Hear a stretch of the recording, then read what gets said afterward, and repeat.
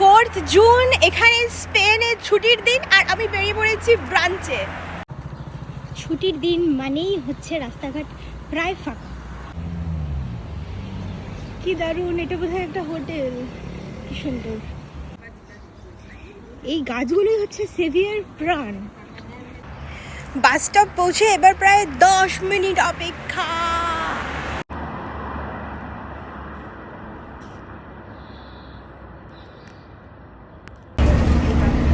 আজকে বাসে ভীষণ ভিড়, দাঁড়ানোর জায়গা পাচ্ছি না ঠিক। This is Bella Sevilla. বাসে এত ভিড় যে সামনে দাঁড়িয়ে চলেছে লিটারালি। অনেক হ্যাপা সহ্য করে আলটিমেটলি আমি চলে এসেছি দদিচিতে। বাড়ি থেকে প্রায় আমার 45 মিনিটের বেশি লাগলো, কারণ বাসের অ্যাভেলেবিলিটি কম। এই হচ্ছে আমার আজকে ব্রাঞ্চের স্টপ। দারুণ কফির গন্ধ বেরোচ্ছে।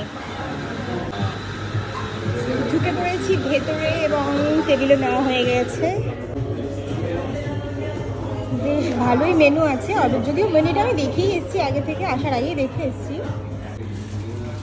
নাম হচ্ছে এটা দদিচি। খাবারের ভীষণ সুন্দর গন্ধ, সব কিছু ওয়েল ডেকোরেটেড। আর এই লাইটগুলো না হলে তো হবে না। দারুণ একটা ভাইব পাচ্ছি। তার থেকেও বেশি কথা মানে ইম্পর্টেন্ট কথা হচ্ছে ভীষণ খিদে পেয়েছে, অনেক খিদে পেয়ে গেছে। ক্যাপুচিনোটা তো দিয়ে দিয়েছে, কিন্তু ভীষণ ইউনিক একটা জিনিসও দিয়েছে, মানে এরকম কাপে আগে খাইনি। মনে হচ্ছে তো ভালোই হবে।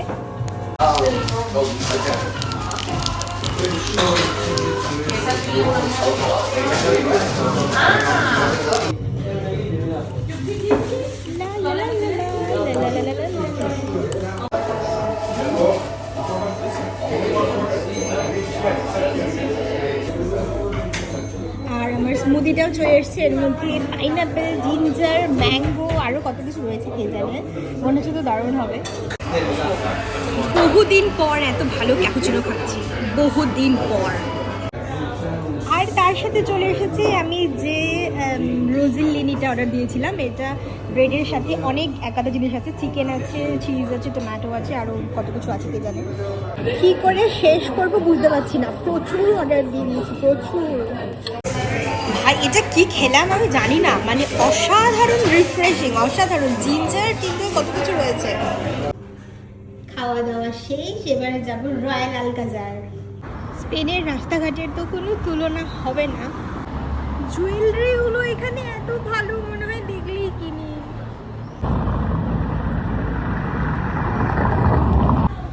যাওয়ার পথে আরেকটা চার্চ চোখে পড়লো, খুব সুন্দর ভেতরগুলো হয়। এইটা হচ্ছে এল কর্তে ইংলিশ। এখানে ভেতরে যাবতীয় জিনিস পাওয়া যায়, যাবতীয়। এত খেয়েছি আমি আর হাঁটতে পারছি না, আমার মনে হচ্ছে এখন বাড়ি গিয়ে ঘুমাই। আর যেখানে সেখানে যারা, যেখানে সেখানে যারা। অন্যতম ব্যস্ত একটা শপিং স্ট্রিটে চলে এসেছি। খাবারের দোকান দেখলে এখন গা গোলাচ্ছে, মানে আর পারছি না, মনে হচ্ছে খাবারের দোকানগুলো অ্যাভয়েড করতে হবে। দেখো কত স্লিক স্লিক সুন্দর জুয়েলারি, পুরো পার্পেল, একদম আমার ইয়াররিং এর কালার। এইটা কোনো একটা বেল ফোর্টের মতন লাগছে, জানি না। জন্মদিন এখনো অনেক দূর, তাও মনে হচ্ছে একটা কেক তুলে নেই। ছুটির দিনেও প্রচুর মানুষ বাইরে, এবং এই স্ট্রিট জুড়ে প্রচুর লোক। এরকম সব শহরেই থাকে কিছু কিছু স্ট্রিট যেখানে মানে সমস্ত দামি দামি দোকানগুলো থাকে, এবং সব দিনই সেখানে ভিড় থাকে, প্রত্যেকটা দিন। না না, এগুলো সত্যিকারের অরেঞ্জ নয়। রোদ পড়বে বলে এর উপরে কেমন সাদা সাদা কাপড়গুলো দিয়ে রেখেছে, দেখেছো? খুব ভালো হয়েছে, এটা ডিরেক্ট রোদটা মুখে পড়ছে না। আজকে অ্যাকচুয়ালি আমার কাদিজে যাওয়ার কথা ছিল, বাট সকালবেলা আমি ঘুম থেকে উঠতে পারিনি, সো ভাবছি এই শনিবার যাব। এই গোটা এরিয়া জুড়ে পুরো শপিং স্ট্রিট। এইখানে আমিও প্রথমবার আসলাম তোমাদের মতোই। আর সবাই হাতে ধানের শীষ নিয়ে হাঁটছে, জানি না কেন। এখানকার হয়তো এটা কিছু বিখ্যাত জিনিস হতে পারে। পায়ের তলায় এগুলো কি পড়েছে, লোকজন কুড়োচ্ছে, আমি জানি না এগুলো কি ফেলেছে এখানে। এখানে কিছু একটা চলছে, এদের জিসাস ক্রাইস্টের কিছু একটা চলছে। কি দারুণ আর্কিটেকচার! আর এইগুলো না থাইমের গন্ধ পাচ্ছে, আমার মনে হচ্ছে থাইম ফেলে রেখেছে বিশেষ করে পারপাসে, বা এদের এই যে যে এখানে একটা কিছু পুজো টাইপের হচ্ছে আর কি, মানে ওদের খ্রিস্টানদের কিছু, তো সেটা আমি জানি না, আমার মনে হচ্ছে এই পারপাসেই ফেলে রেখেছে। চারিদিকে থাইমের গন্ধে ভরে গেছে, চারিদিকে থাইম নিচে ফেলে রেখেছে, আমি জানি না এটা কি হচ্ছে। খুব ভালো দিনে আজকে এখানে ঘুরতে এসেছি, একটা রিলিজিয়াস কিছু ব্যাপার স্যাপার চলছে যার জন্য প্রচুর মানুষের জমায়েত। আর ওই চার্চের ঘন্টা শুনতে পাচ্ছ,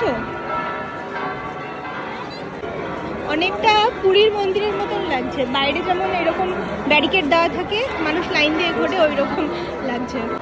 এই দুটো গাছ চৌকো করে কেটেছে, বেশ মজার লাগছে। মানুষ এখান থেকে ধানের শীষ আর থাইম এগুলো নিয়ে যাচ্ছে ঈশ্বরের আশীর্বাদ হিসেবে খুব সম্ভবত। আমি জানি এই জায়গাটা দেখে বাইরে থেকে বুঝতে পারছো না এই জায়গাটা কি, কিন্তু তোমরা সবাই এটা চেনো, আমি এখনই বলছি এটা কি। গেম অফ থ্রোনসের ডর্ন বলে যে ওয়াটার গার্ডেন্স ছিল সেটার শ্যুট হয়েছিল এখানে, এখন আমি সেটাই ভেতরে যেতে চলেছি। কি যে বিশাল এটা, মানে ফোনেও ধরছে না ঠিকঠাক, ভীষণ ভীষণ বড়, আর কত দারুণ আর্কিটেকচার দেখো। এই পতাকাগুলো উঠছে আর মনে হচ্ছে জিওটির সেটেই চলে এসেছি। এই যে পার্পল ফুলগুলো দেখছো, এটা থেকে ইন্সপায়ার্ড আমার আজকের ইয়াররিং। কি নিদারুণ কারুকার্য! এখানে এসে জানতে পারলাম যে আমাকে এখানে আসার জন্য আগে থেকে টিকিট কাটতে হতো, এবং নেক্সট টিকিটের সেশন শুরু হচ্ছে সন্ধ্যে 6:30। এখন সবে একটাও বাজেনি, আমি 5 ঘন্টা 6 ঘন্টা এখানে দাঁড়াতে পারবো না। আজকে রয়্যাল আলকাসারে আমার ঢোকা হবে না, বিকজ এখন 5 সাড়ে 5-6 ঘন্টা পরের জন্য টিকিট রয়েছে, আমি এতক্ষণ এখানে দাঁড়াতে পারবো না। এটা আমার বাড়ির ভীষণ কাছে, অন্য একদিন চলে আসবো। এই যে বিল্ডিংগুলো দেখে, মানে দেয়ালগুলো দেখে চিনতে পারছো এটা জিওটির শুটিং স্পট, কিন্তু ঢুকতে তো পারছি না, কিন্তু বাইরেই এখন একটু ঘোরাফেরা করবো। চার্চের ঘন্টা শুনতে পাচ্ছ? টিকিট না থাকার জন্য তো আমি ঢুকতে পারলাম না, কিন্তু যারা তোমরা ঘুরতে আসবে তারা অবশ্যই সেই জায়গার স্পেসিফিক টিকিট আগে থেকে বুক করে রাখবে, কারণ না হলে সেই দিনের দিন এসে টিকিট পাওয়া যায় না, খুবই সমস্যা। আমার তো বাড়ির কাছে, আমি যখন তখন চলে আসবো, কিন্তু যারা ট্যুরে আসছো তারা অবশ্যই আগে থেকে টিকিট কেটে রাখবে। ভীষণ গরম পড়েছে, ভীষণ গরম। আর সেভিয়াতে এসে যদি এই ঘোড়াগুলো না চড়ো তাহলে কিন্তু শহরের এসেন্সটা পাবে না। ইউরোপে এসে শুধু আর্কিটেকচার দেখবে আর তাকিয়ে থাকবে, আর যখন তখন যেখানে পাবে আইসক্রিম খেয়ে নেবে, বিকজ আইসক্রিম এখানে ভীষণ টেস্টি। এখানে ঘর সাজালে অনেক কিছু কেনার আছে, ঘর সাজানো পুরাতন আর নতুনের একটা মেল বন্ধন হচ্ছে ইউরোপ। দেখছো শহরটা কিরকম পুরনো, অথচ চলছে খুবই মডার্ন টেকনোলজির ট্রাম। পিকাচু! সেভিয়ার অন্যতম বৈশিষ্ট্য কিন্তু এই গোলাপি পার্পল ফুলগুলো, যেগুলো অন্যান্য জায়গায় খুব একটা দেখা যায় না। আজকের মতন ঘোরাফেরা এইটুকুই, এখন প্রায় 1 কিলোমিটার হেঁটে তারপরে বাস ধরে তারপরে সোজা বাড়ি। আজকের মতন এইটুকুনি, আবার দেখা হবে অন্য একটা ব্লগে। Tata from সেভিয়া।